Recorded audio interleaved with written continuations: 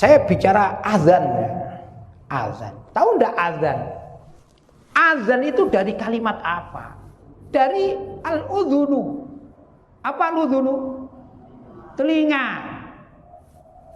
Jadi orang azan itu biar didengarkan oleh telinga. Maksudnya gimana? Kalau azan itu disuruh lirih atau pelan-pelan, maka nggak ada telinga yang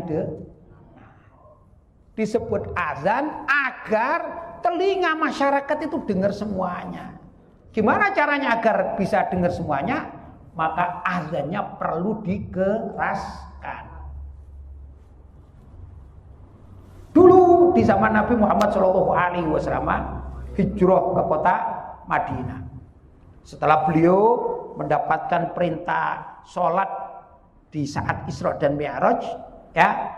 Nah, kemudian beliau mengamalkan sholat, tapi tetap masih dengan sembunyi-sembunyi, dan para sahabat waktu itu di Mekah, ya, juga mengamalkan sholatnya dengan sembunyi-sembunyi. Begitu diperintahkan untuk hijrah dan Nabi sudah sampai di kota Madinah, maka di sana dimulailah sholat berjamaah dengan komunitas umat Islam yang cukup banyak. Nah, Nabi bertanya-tanya, ini gimana caranya mengumpulkan masyarakat umat Islam agar dapat diajak sholat berjamaah? Maka beberapa sahabat ini mengusulkan, gimana kalau dengan lonceng? Maka Nabi tidak menerima. Ndak. Gimana kalau dengan trompet? Juga Nabi menolaknya. Bagaimana dengan ini dan itu? Banyak yang ditolak oleh siapa? Nabi Muhammad SAW. Kemudian ada seorang sahabat namanya Sayyidina Abdullah bin Zaid. Mimpi ada orang berbaju hijau melantunkan azan. Ya, azan yang kita kenal itu Allahu Akbar, Allahu Akbar yang kita kenal. Kemudian mimpi itu diceritakan kepada Rasulullah. Maka Rasulullah cocok dan sahabat ini disuruh mengulang. Ya tentu beliau hafal ya. Maka Sayyidina Bilal bin Rabah dipanggil oleh Rasulullah. Ya, kemudian sahabat Abdullah bin Zaid diperintahkan mengajari Sayyidina Bilal bin Rabah. Dalam riwayat lain juga dikatakan Sayyidina Umar pun pernah mimpi yang hampir serupa. Jadi kuat. Ini adalah isyarat perintah azan. Ya, begitu riwayatnya. Sudah, Nabi sepakat, maka Sayyidina Bilal bin Rabah radhiyallahu taala anhu diperintahkan untuk melantunkan azan. Kenapa? Karena Sayyidina Bilal bin Rabah itu suaranya kencang dan enak. Merdu suaranya. Begitu mendapatkan perintah dari Rasulullah untuk azan, maka Sayyidina Bilal naik ke satu bukit yang dekat dengan Masjid Nabawi. Naik. Setelah naik, beliau azan dengan suara kencang. Allahu Akbar, Allahu Akbar. Orang-orang pada dengar. Loh, kalau pelan kan nggak dengar. Ya, ada apa perlu naik bukit? Nah, karena perlu kencang suaranya untuk memanggil, maka beliau Sayyidina Bilal bin Rabah naik sedikit ke perbukitan, kemudian jadi azan itu disyariatkan suara kencang atau suara pelan? Kencang. Loh, kalau sekarang suara azan tidak boleh suara kencang, ini kan pelanggaran syariat namanya. Ya, ada larangan misalnya ini, larangan. Azan di masjid tidak boleh suara kencang karena mengganggu. La haula wala quwata illa billah. Ini namanya pelanggaran syariat. Paham ya? Sudah. Setelah Rasulullah wafat, ini cerita saya ringkas ya.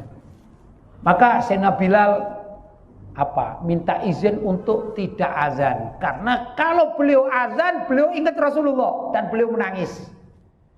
Sehingga dalam riwayat Sayyidina Bilal itu pergi keluar kota agar tidak disuruh azan begitu. Sampai beberapa waktu kemudian beliau rindu kepada Rasulullah. Beliau datang ke kota Madinah, berjumpa dengan salah satu cucu Nabi Muhammad yang saya lupa antara Sayyidina Hasan atau Sayyidina Husain, itu salah satunya ya.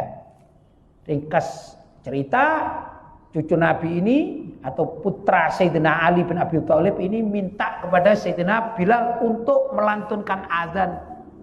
Ya, minta kenang-kenangan, nostalgia lah barangkali gitu ya. Kemudian beliau menolak, tapi setelah dirayu, diminta, ya, akhirnya beliau bersedia. Nah, beliau naik ke bukit, sebagaimana dulu beliau melantunkan azan selama Nabi Muhammad masih hidup. Kemudian pada bacaan pertama Allahu Akbar, Allahu Akbar, itu ya. Orang-orang Madinah kaget, ini suara aku pernah dengar. Begitu yang kedua, Allahu Akbar, Allahu Akbar. Itu orang Madinah pada berduyun-duyun mendatangi tempat di mana Sayyidina Bilal azan. Karena ingat, ini suara yang pernah kami dengarkan di zaman Rasulullah masih hidup. Pertanyaannya, Sayyidina Bilal waktu itu tidak pakai mic. Kira-kira suaranya dipelankan atau dikencangkan? Sehingga penduduk Madinah pada berkerumun untuk ingin mendengarkan kelanjutan sampai tuntas itu Sayyidina Bilal. Pasti dikeraskan. Itu syariatnya. Paham ya? Syariat apa? Azan. Subhanallah, ya ikhwan. Pada akhirnya azan tersebut berkembang. Pada ulama-ulama setelahnya, bahkan juga situasi Masjid Nabawi pun berkembang. Kalau dulu namanya Masjid Nabawi di zaman Nabi itu adalah saha, halaman, tanah lapang, cuman dikitari oleh pagar, itu namanya masjid. Ya. Pada akhirnya berkembang, ada bangunan dibangun. Nah, setelah dibangun terus berkembang, tambah baik, tambah luas. Kemudian orang-orang yang mengerti IT pun berkembang mencari membran istilahnya ya. Toa kalau sekarang ini ya. Nah, kemudian ditaruh di tempat yang tinggi agar suaranya ini menjangkau masyarakat lebih luas lagi. Dan begitu. Sampai mereka ketemu satu alat bangunan namanya menara. Maka membran-membran yang dipergunakan untuk azan itu ditaruh di atas menara. Di Indonesia pun demikian. Zaman wali itu pakai membran, pakai menara. Itu ada menara Kudus itu. Samanya Sunan Kudus. Ada namanya menara Kudus. Ini perkembangan. Dan di zaman tersebut nggak ada yang merasa terganggu, itu nggak ada. Pernah ada yang merasa terganggu, yaitu orang Yahudi di Madinah.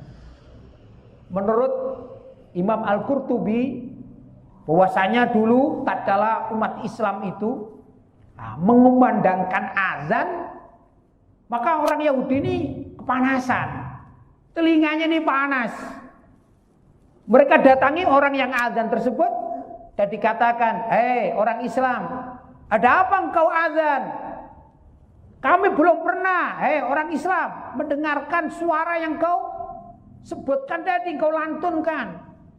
Gak ada itu zaman dahulu kala, gak ada. Orang tua kami gak ada melantunkan azan." Ya maklum orang Yahudi sudah gak senang sama umat Islam, ya dah. Dia tidak belajar sebagaimana diri dalam riwayat Sayyidina Abdullah bin Zaid, kan begitu ya.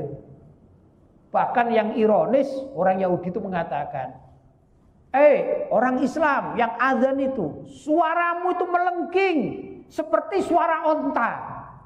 Suara onta yang melengking itu, kata orang Yahudi, adalah suara yang paling tidak enak didengar. Jadi orang Yahudi itu suka membanding-bandingkan suara azan dengan suara onta. suka membanding-bandingkan. Jadi kalau zaman sekarang ada yang suka membanding-bandingkan antara azan dengan suara hewan, apalagi suara anjing, ini tiada lain melanjutkan tradisi Yahudi. Na'udzubillah min. Di Madinah luar biasa. Yahudi yang seperti itu ya Yahudi, namanya juga Yahudi, orang kafir, maklum, ya dah. Karena itu kita jangan sampai suka membanding-bandingkan suara azan dengan suara apapun, karena suara azan itu memanggil masyarakat agar masyarakat menghadap Allah melewati sholat atau munajat kepada Allah dengan tata cara ibadah sholat. Ada orang-orang awam seringkali mengatakan, ada apa kalian itu kok azan pakai mimbran, suara kencang. Allah itu mendengar kok, walaupun cuman bisik-bisik, Allah itu maha mendengar. Ini kan karena kebodohannya, dikira orang azan itu memanggil Allah, itu salah. Nggak ada orang azan itu memanggil Allah, salah. Kenapa? Syariat azan itu Nabi Muhammad ingin mengumpulkan masyarakat, ya, agar bisa diajak sholat berjamaah. Jadi azan itu bukan memanggil Allah, tapi memanggil umat Islam. Paham ya? Maka ada orang-orang liberal itu ya, sok tahu kan? Saya katakan gitu. Ada apa kalian azan dengan suara kencang? Warung suaranya pelan aja kan Allah sudah dengar. Dikira azan itu memanggil Allah. Ini kan kebodohan yang sangat luar biasa. Nggak paham sejarahnya bagaimana. Ya.